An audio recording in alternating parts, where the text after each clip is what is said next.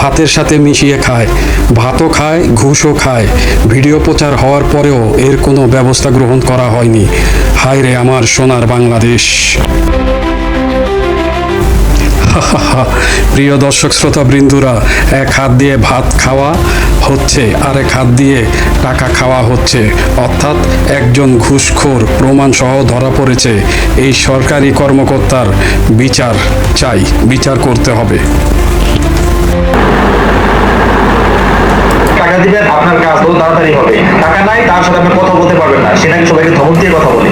একজন ভূমি অফিসের কর্মকর্তার কাছে সাধারণ মানুষ জমি সংক্রান্ত বিষয় নিয়ে আসবে সমাধানের জন্য।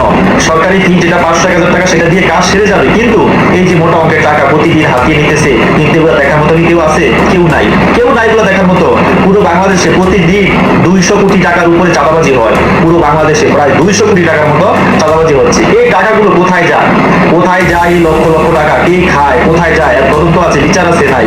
সবচেয়ে বেশি দুর্নীতি হলো ভূমি অফিসে আর হচ্ছে সরকারি যে হসপিটালগুলো সেগুলোতে। তো মাননীয় সরকারকে বলতে চাই, এদেশে আইন